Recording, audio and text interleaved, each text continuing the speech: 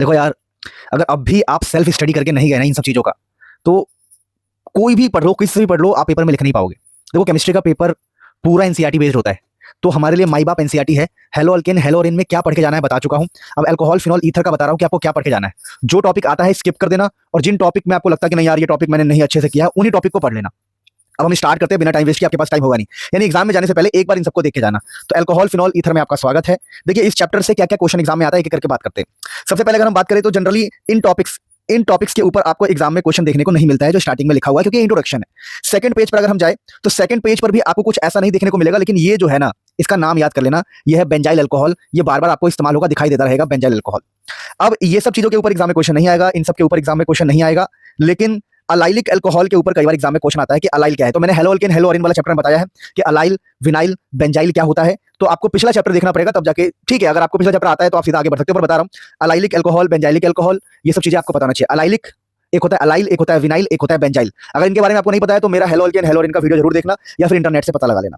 अब हम बात करते हैं कि भाई इधर उधर से कोई क्वेश्चन आपको जनरली देखने को नहीं मिलेगा, आप सीधा यहाँ पहुंच जाओ। यहाँ पर भी जनरली आपको कोई क्वेश्चन देखने को नहीं मिलता है, ये सब इंट्रोडक्शन चल रहा है चैप्टर का। यहाँ से भी जनरली आपको कोई भी क्वेश्चन देखने को नहीं मिलता है एग्जाम में, सब इंट्रोडक्शन वाला पार्ट है। अब इस पेज पर अगर आप आओगे तो इस पेज पर एक बहुत ही इंपॉर्टेंट टॉपिक है, ये रहा प्रिपरेशन ऑफ अल्कोहल में ये वाला पूरा मैकेनिज्म बहुत इंपॉर्टेंट है। टॉपिक का नाम है भाई एसिड कैटेलाइज्ड हाइड्रेशन। अगर आपको मैकेनिज्म याद नहीं रहता है तो ऑल मैकेनिज्म 20-25 मिनट में मैंने वीडियो डाल रखा है, लिंक डिस्क्रिप्शन में लगाऊंगा। पूरी ऑर्गेनिक केमिस्ट्री का मैकेनिज्म आपको मिल जाएगा। यानी इस पेज से ये वाला पार्ट इंपॉर्टेंट है जिसके बारे में बातें कर रहा हूं। अगर अगले पेज पर हम बढ़ते हैं तो हाइड्रोबोरेशन ऑक्सीडेशन से एग्जाम में क्वेश्चन आता है, ठीक है ना। और ये वाला टॉपिक काफी ज्यादा इंपॉर्टेंट है, बाई कार्बोनिल कंपाउंड का ये बहुत इंपॉर्टेंट टॉपिक है। अगर ये टॉपिक आपको क्लियर नहीं है तो आप बहुत पछताने वाले हो। इसके ऊपर कई बार एग्जाम में क्वेश्चन देखने को मिल जाता है, तो ये सब टॉपिक बहुत इंपॉर्टेंट है, प्लीज कीप इन माइंड। अब देखिए ये वाला टॉपिक से एग्जाम में बार बार क्वेश्चन आता है, इसको कह सकते हो very very important from Grignard reagent. तो ग्रिग्नार्ड रिएजेंट का ये तीनों केस से एग्जाम में क्वेश्चन आता है। और अगर आपको ये सब चीजें नहीं आती है तो प्लीज मेरी वीडियो देखना, मैंने बहुत शॉर्टकट तरीके से डिटेल में सब कुछ सिखा रखा है। और अपने आप को हमेशा चेक करने के लिए एनसीईआरटी के एग्जांपल्स जरूर रीड करके जाए। मैं कह रहा हूं जिस पर मैं हाथ रख दूं उसको तो कम से कम आपको रीड करके जाना ही जाना है। अब बात करते हैं कि ये जो रिएक्शंस है, ये सारे रिएक्शंस आपके लिए इंपॉर्टेंट है। इनमें से कोई ना कोई आपको एग्जाम में जरूर दिखाई देगा, जिसमें क्यूमीन प्रोसेस भी इंपॉर्टेंट है, ठीक है। आपका ये वाला प्रोसेस भी, ये तो आप पहली पिछली क्लास में पढ़ चुके हो, मतलब हेलो अल्केन, हेलो ओरिन में भी था। तो जो मैं आपको बता रहा हूं कि नेमिंग रिएक्शन सारे आपको पता होना चाहिए। देख लो, आपको जो रिएक्शन नहीं आता उसको बैठ के अभी कभी पूरा करो। इस प्रकार से आपकी पूरी एनसीईआरटी में रिवाइज करवा रहा हूं। अब हम बात करते हैं कि आपको प्रैक्टिस के लिए ये वाले क्वेश्चन इंपॉर्टेंट है, ये वाले क्वेश्चन भी इंपॉर्टेंट है, ये दोनों क्वेश्चन बहुत इंपॉर्टेंट है इन टेक्स्ट के, तो प्लीज इसको करके जाना, ये दोनों इंपॉर्टेंट है, वरना एग्जाम में आपको पछताना पड़ जाएगा। फिजिकल प्रॉपर्टीज की बात करें तो बॉइलिंग पॉइंट्स के ऊपर कई बार एग्जाम में क्वेश्चन आता है, तो आपको कुछ भी नहीं करना है, बड़े प्यार से आपको ये वाला क्वेश्चन एक बार देख लेना है। और अगर आपको थियोरी कंप्लीट नहीं है तो एक बार ये वाली थियोरी जरूर पढ़ के जाना, सॉलिबिलिटी वाली। बॉइलिंग पॉइंट और सॉलिबिलिटी वाले से एग्जाम में क्वेश्चन आते हैं। अब अगर बात करें केमिकल रिएक्शन से, तो अब इसमें अगर हम बात करें तो हमारे लिए कौन सा इंपॉर्टेंट है मैं आपको बता देता हूं, कोई दिक्कत वाली बात नहीं है। देखो केमिकल रिएक्शन से जनरली इनके ऊपर क्वेश्चन नहीं आता, लेकिन ठीक है, इनके ऊपर जनरली क्वेश्चन नहीं आता। एसिडिटी के ऊपर एग्जाम में क्वेश्चन कई बार देखने को मिलता है हमें, तो एसिडिटी आप याद करके जाइएगा। एसिडिटी में एक बहुत ही इंपॉर्टेंट क्वेश्चन है ये वाला, पानी का कंपैरिजन अल्कोहल के साथ, अभी आएगा एग्जाम में। अल्कोहल ये रहा, ये वाला एग्जाम के लिए बहुत इंपॉर्टेंट है, इसको प्लीज करके जाना किसी भी हाल में। ये मैं चाहता हूं कि आप पढ़ के जाओ कि alcohols weaker acid than water, किसी भी हाल में ये करके जाओ। एसिडिटी ऑफ फिनॉल्स बहुत इंपॉर्टेंट टॉपिक है, ये प्लीज करके जाना है, मतलब एसिडिटी वाले टॉपिक इंपॉर्टेंट है काफी ज्यादा। अब ये ऑर्डर याद करके जाना, यहां से एग्जाम में क्वेश्चन आएगा, पीके पीकेबी वैल्यू वाले क्वेश्चन एग्जाम में आता है, ठीक है। तो ये सब मैंने पढ़ा रखा है।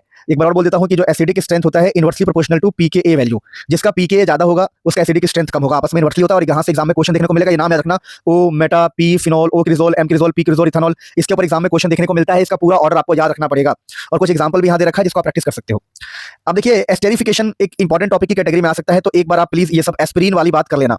ये एस्पिरिन वाला काफी इंपॉर्टेंट टॉपिक है जो आपको करके जाना है किसी भी हाल में। अब अगर हम बात करें तो आगे हमारे टॉपिक्स कौन से इंपॉर्टेंट है, ये वाला टॉपिक हमारा बहुत इंपॉर्टेंट है, इसको किसी भी हाल में आपको याद करके जाना है इस चैप्टर से किसी भी हाल में। आगे अगर हम बात करें तो हमारे पास है ऑक्सीडेशन वाला टॉपिक से ज्यादा ये वाला टॉपिक इंपॉर्टेंट है बहुत ज्यादा, इसको आप याद करके जाएंगे किसी भी हाल में। ये जो टॉपिक मैंने आपको बताया कॉपर वाला टॉपिक, ठीक है। अब देखो ये ऑक्सीडेशन वाला टॉपिक आपको पढ़ने को मिलेगा, ठीक है। ऑक्सीडेशन वाला टॉपिक आपको पढ़ने को मिलेगा एल्डिहाइड कीटोन में, जिसमें पीसीसी वाला एग्जांपल बहुत इंपॉर्टेंट है, सीआरओ3 वाला एग्जांपल भी बहुत इंपॉर्टेंट है, तो इनको भी आप करके जाइएगा। पीसीसी वाला टॉपिक बहुत ज्यादा इंपॉर्टेंट होता है, ध्यान रखना, और ये भी टॉपिक इंपॉर्टेंट होता है।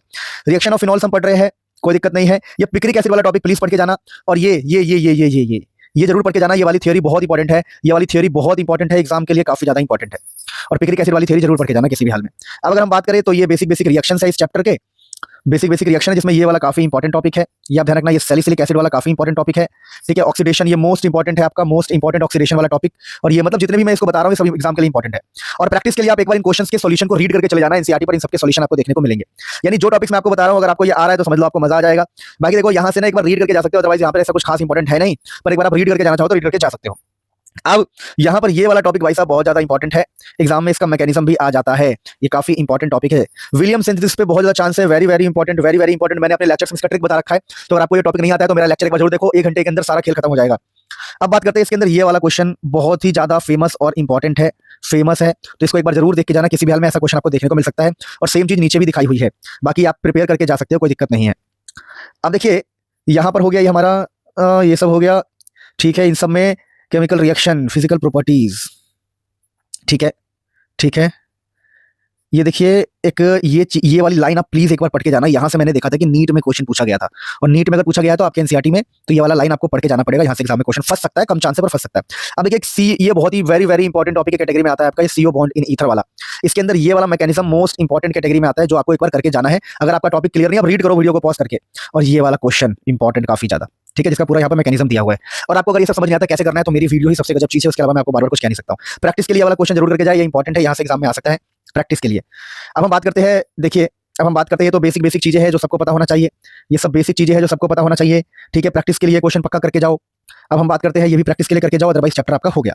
अब एनसीईआरटी एक्सरसाइज से अगर हम बात करें ना, तो एनसीईआरटी एक्सरसाइज से आपको ज्यादा कुछ करने की जरूरत नहीं पड़ेगी, क्योंकि पीछे आप बहुत कुछ पहले ही कर चुके हो, पर फिर भी मैं आपको एक 7.5 क्वेश्चन बोलूंगा कि आप करके जाइए किसी भी हाल में। फिर आगे हम बात करते हैं, ठीक है, 7 यहाँ से ये दिखा आपको, ठीक है, ठीक है, ठीक है, ठीक है, ठीक है। अगर आपका मन करे तो ये क्वेश्चन कर सकते हो, लेकिन ऑप्शनल है बस, ठीक है, ऑप्शनल है, ठीक है। ये वाला क्वेश्चन इंपॉर्टेंट है काफी ज्यादा, ठीक है, ये वाला क्वेश्चन भी इंपॉर्टेंट हो जाता है कई बार, ठीक है। ये पूरा करके जाना, ये पूरा करके जाना, ठीक है। आगे बढ़ते हैं, कन्वर्जन आपको मैंने सारी पहले कन्वर्जन की वीडियो बना रखी है, तो आपको नीड नहीं है इतना कुछ खास, ठीक है। आगे बढ़ते हैं, इस चैप्टर में आगे आगे आगे आगे इतना कुछ मुझे खास अभी तक नजर नहीं आया है, ठीक है। मैं पूरा रीड कर रहा हूँ क्वेश्चन वैसे, ठीक है, मतलब जो मैंने आपको पीछे पढ़ा दिया ना, जैसे कि ये विलियम सिंथेसिस वाला इंपॉर्टेंट होता है, ठीक है, जो मैंने आपको पीछे पढ़ा दिया, ये वाला ट्राई करके जा सकते हो, जो मैंने आपको पीछे पढ़ा दिया ना, वही सब इंपॉर्टेंट है आपके लिए, ठीक है। चलिए, तो ये हमने एनसीईआरटी इसका पूरा अल्कोहल फिनोल ईथर समाप्त किया। मतलब इसके ना ज्यादा एनसीईआरटी के इंटेक्स से क्वेश्चन आता है, एक्सरसाइज वाले क्वेश्चन इतने खास मेरे को नजर नहीं आए, क्योंकि हम इतने साल से पढ़ा रहे हैं। देखिए ना, ये देखो, preparation of ether bye acid dehydration of, ये सब हम पहले पीछे थ्योरीज में पढ़ चुके हैं। तो थ्योरीज में अगर आप पीछे पढ़ चुके हो तो आपको टेंशन लेने की जरूरत नहीं होती है, मैकेनिज्म ये सब चीजें पहले पढ़ चुके हो, तो इसके एक्सरसाइज में आपको ज्यादा कूदने की जरूरत नहीं है, इसकी पूरी थ्योरी में आप ध्यान देना। लव यू ऑल, बहुत सारा प्यार। इसके प्रीवियस ईयर क्वेश्चन की वीडियो लगा दे रहा हूँ, सभी वीडियोस लगा दे रहा हूँ, थ्योरी क्वेश्चन की, जो आपको अच्छा लगे वैसे कर सकते हो। नेक्स्ट चैप्टर भी आपके लिए लेके आऊंगा। Love you all.